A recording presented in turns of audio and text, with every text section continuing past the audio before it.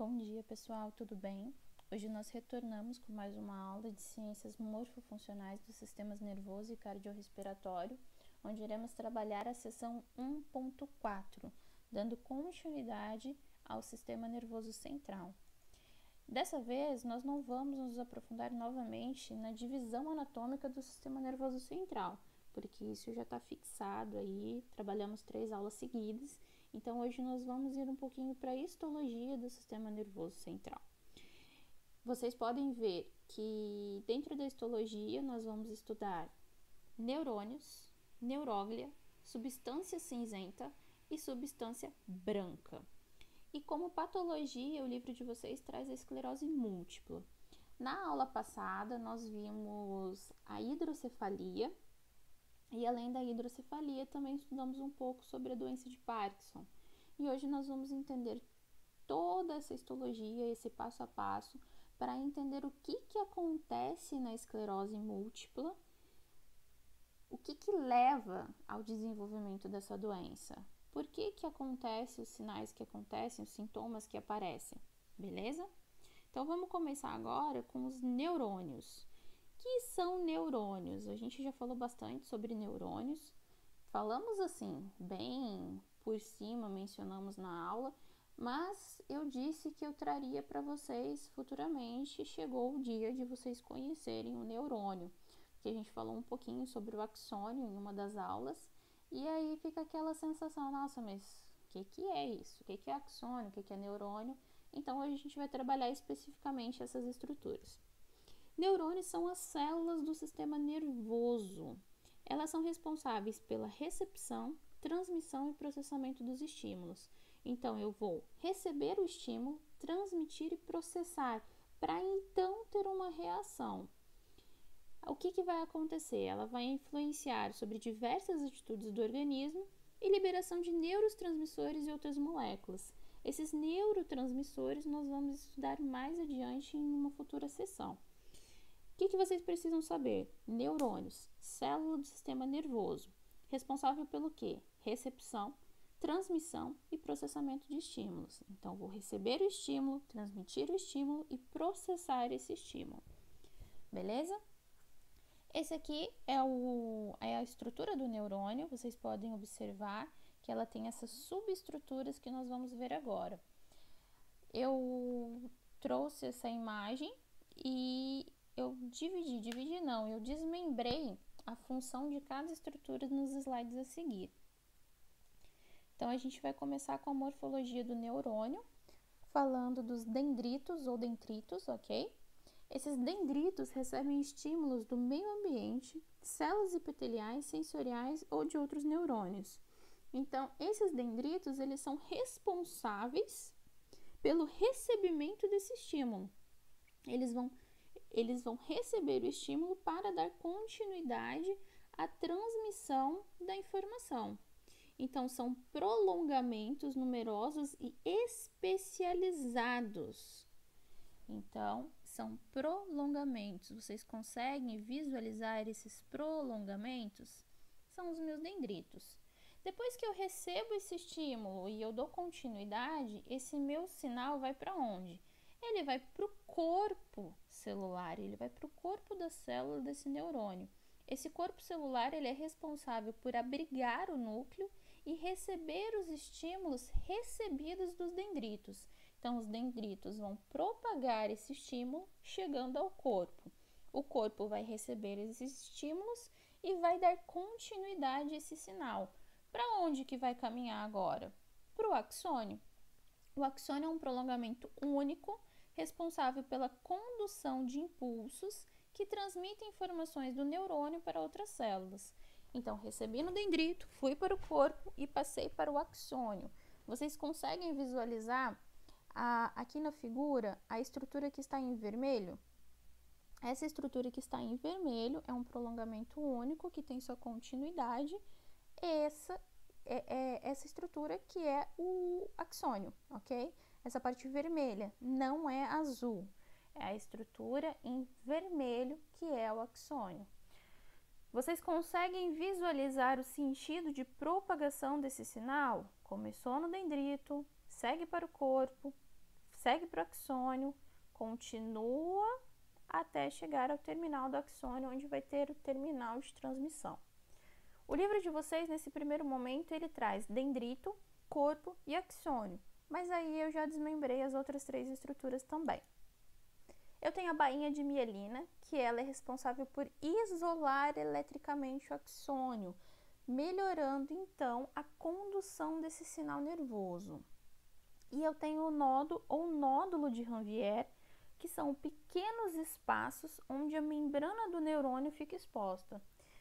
Então, vocês conseguem ver a bainha de mielina, que são como se fossem essas bolinhas, e tem uns espacinhos entre elas, que são os nódulos de Ranvier. Se vocês olharem essa figurinha do canguru, essa mensagem, ela passa rapidamente quando ela tem o nódulo de Ranvier.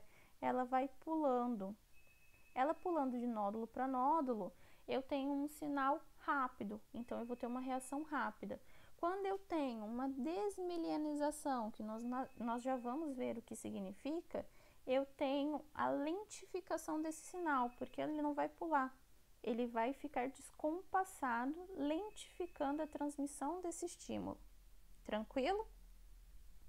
E por último, depois que eu passei pelo axônio, pela bainha de mielina, de nódulo de Ranvier para o nódulo de Ranvier, eu tenho o terminal do axônio, que são essas estruturas finais, que tem a função de conectar o axônio do neurônio com os dendritos do próximo, transmitindo então um impulso sem ocorrer o contato físico. Então, imagine um outro neurônio aqui. Repliquem essa imagem, certo? Deixa eu ver se eu consigo aqui. Essa partezinha do terminal do axônio, ela vai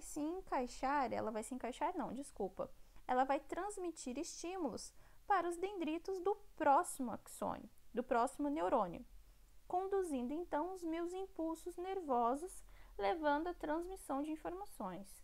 Então, o terminal do axônio tem como função passar os estímulos para os próximos dendritos.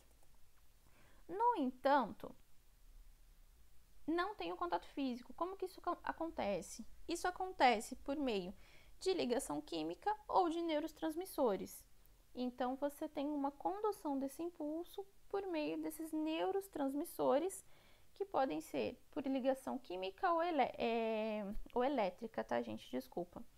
Ocorre por meio de ligação química ou ligação elétrica, que leva à liberação desses neurotransmissores. Esses neurotransmissores são responsáveis por fazer a conexão desses neurônios entre si, tá bom? Então, eles dão continuidade ao processo da informação. E aqui, de acordo com a morfologia do neurônio, nós temos 3 classificações diferentes. Eu tenho o neurônio multipolar, o neurônio bipolar, o neurônio pseudo-unipolar. O neurônio multipolar, ele tem mais de 2 prolongamentos celulares. Então, se vocês visualizarem aqui em cima, eu tenho mais dendritos, eu tenho mais prolongamentos. Diferente do neurônio bipolar, aqui vocês têm apenas um prolongamento, vocês não têm diversos. E quando a gente fala de neurônio pseudo-unipolar, eu tenho um prolongamento único que divide-se em 2, um ramo para a periferia e um ramo para o sistema nervoso central. Então, o meu corpo celular fica aqui ao meio, onde eu tenho uma porção do prolongamento que segue para o sistema nervoso central e outro que segue para a porção do sistema nervoso periférico, beleza? Onde eu vou encontrar? Neurônio bipolar eu encontro nos gânglios coclear e vestibular, retina e mucosa olfatória, e o pseudo-unipolar eu encontro nos gânglios espinais e cranianos. Tranquilo? Haja nominhos, né? Temos mais nominhos aí, mas nada que vocês não vão tirar de letra, tá bom? Depois eu vou postar alguns exercícios de fixação que vai auxiliar bastante para vocês. E aí a gente tem a função dos neurônios. Opa! Eita, o que eu fiz aqui? Pronto.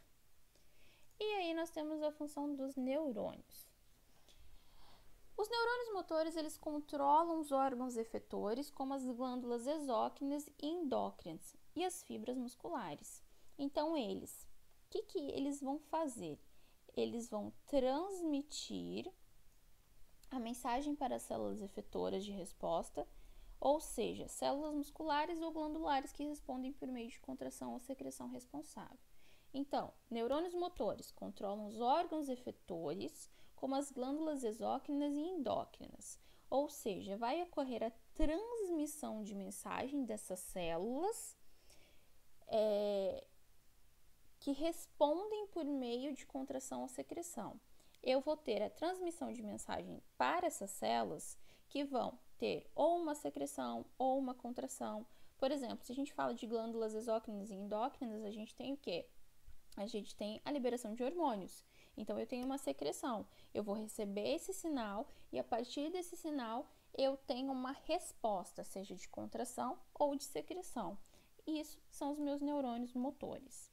E eu tenho os neurônios sensoriais. O que são os neurônios sensoriais? Eles vão receber os estímulos sensoriais do meio ambiente e também do próprio organismo.